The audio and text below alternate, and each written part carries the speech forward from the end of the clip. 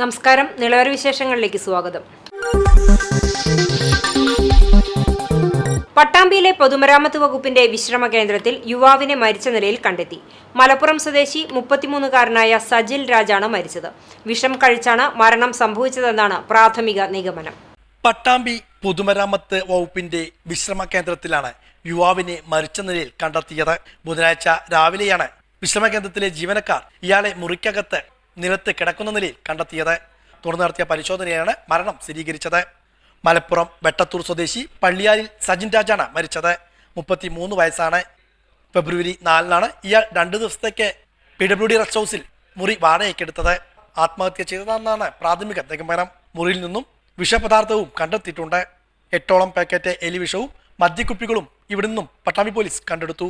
തുടർന്ന് മൃതദേഹം പട്ടാമ്പി ഗവൺമെന്റ് ആശുപത്രിയിലെ മോർച്ചറിയിലേക്ക് മാറ്റി. ചാലിശ്ശേരി ശ്രീ കുളത്താണി വിഷ്ണു ശാസ്താ ക്ഷേത്രത്തിലെ പൂരമഹോത്സവം വർണ്ണാഭമായി. തിങ്കളാഴ്ച രാവിലെ 5:30 നട തുറന്നു. വിശേഷാൽ പൂജകൾക്ക് മേൽശാന്തി മംഗലത്ത് നാരായണൻ നമ്പൂതിരി കാർമ്മികത്വം വഹിച്ചു. ഉച്ചയ്ക്ക് 2:30 ഗജവീരന്റെയും പഞ്ചവാദ്യത്തിന്റെയും അകമ്പടിയോടെ ദേവസ്വം പൂരം എഴുന്നള്ളിപ്പ് നടന്നു. തുടർന്ന് 15ഓളം ദേശപൂരങ്ങൾ ക്ഷേത്രത്തിലെത്തി.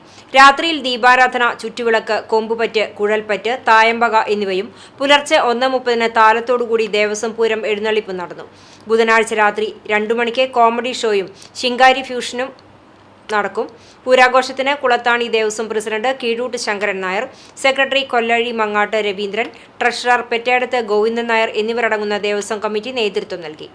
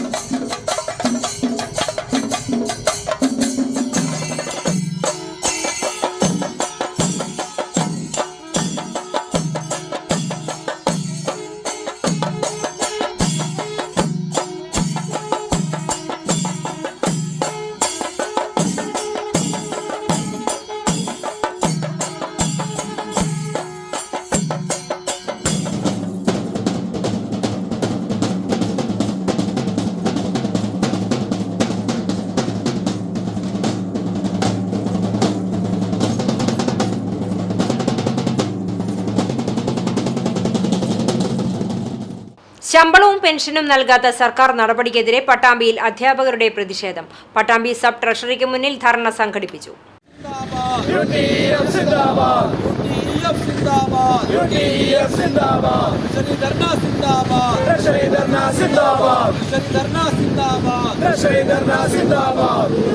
United teachers and employees federation UTEF-ന്റെ നേതൃത്വത്തിലാണ് പട്ടാമ്പി സബ് ട്രഷറിക്ക് മുന്നിൽ പ്രതിഷേധ ധർണ സംഘടിപ്പിച്ചത്.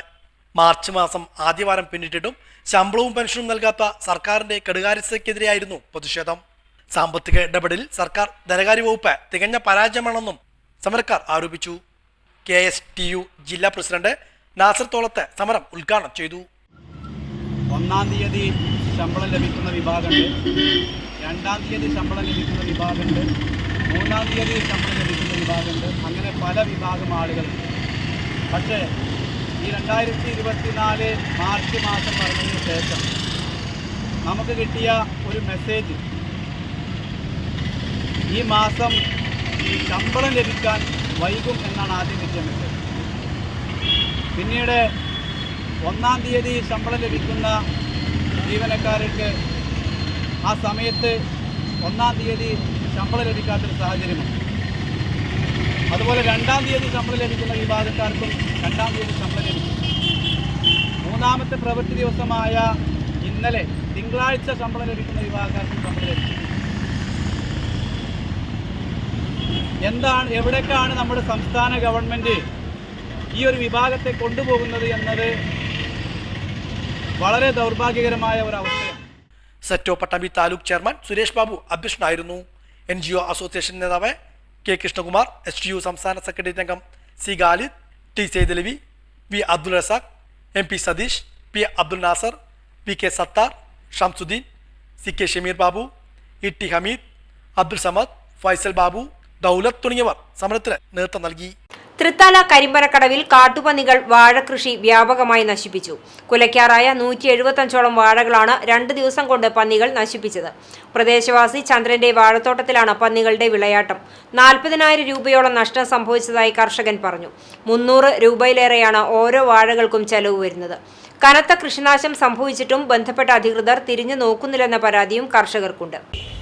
ഈ കൊല്ലം ഞാൻ 2000-ൻ്റെ അടുത്ത് 2000 തന്നെ വാഴ വെച്ചതാണ്. അതിൽ വെച്ച വഴിക്ക് തന്നെ 100-500 വാഴ പന്നി ശല്യം കാരണം പന്നി കുത്തി കളഞ്ഞു. അത് കഴിഞ്ഞപ്പോൾ ഇന്നലെ മിഞ്ഞാന്നായിട്ടൊരു 150-175 വാഴ അടുത്ത് ഫുള്ള് തട്ടി കളഞ്ഞിട്ടുണ്ട്.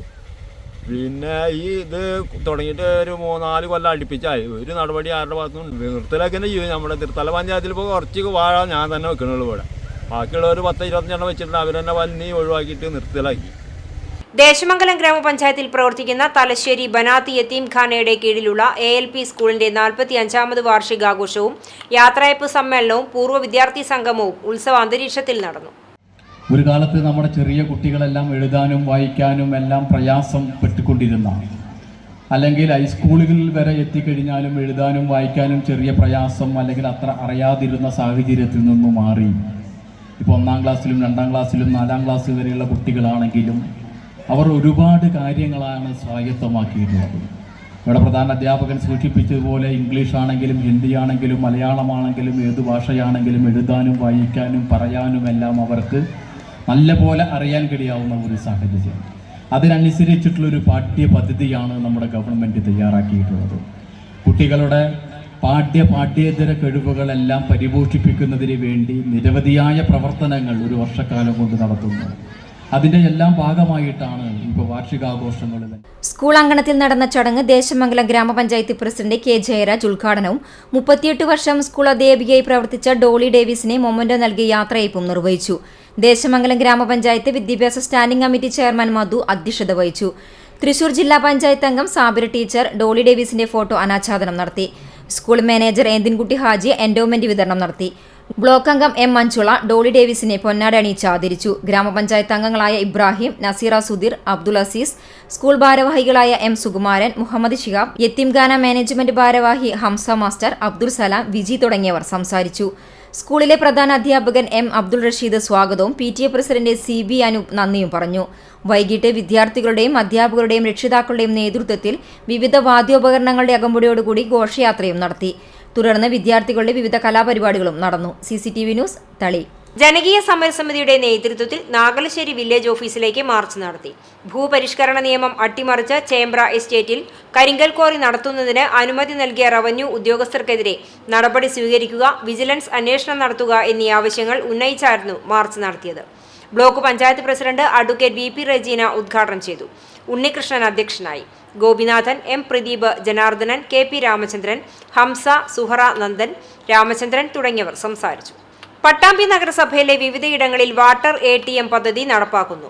ബസ് സ്റ്റാൻഡിൽ നടപ്പാക്കുന്ന പദ്ധതിയുടെ നിർമ്മാണ പ്രവൃത്തികൾ തുടങ്ങി. നഗരസഭാ ചെയർപേഴ്സൺ O ലക്ഷ്മിക്കുട്ടി നിർമ്മാണ ഉദ്ഘാടനം നിർവഹിച്ചു. പട്ടാമ്പി നഗരസഭയുടെ വിവിധ പ്രദേശങ്ങളിലാണ് വാട്ടർ ATM സ്ഥാപിക്കുന്നത്. ഇതിന്റെ നിർമ്മാണ പ്രവൃത്തികൾക്ക് തുടക്കം കുറിച്ചു. പട്ടാമ്പി ബസ് സ്റ്റാൻഡ് പരിസരത്ത് സ്ഥാപിക്കുന്ന വാട്ടർ ATMന്റെ നിർമ്മാണോദ്ഘാടനം നഗരസഭ ചെയർപേഴ്സൺ O ലക്ഷ്മിക്കുട്ടി നിർവഹിച്ചു. നമുക്ക് ഒരു എന്താ പറയുക, നമ്മുടെ പദ്ധതികളിൽ ഒന്നായിട്ടുള്ള ഒരു പ്രവൃത്തി പൂർത്തീകരിക്കാൻ പോവുകയാണ്.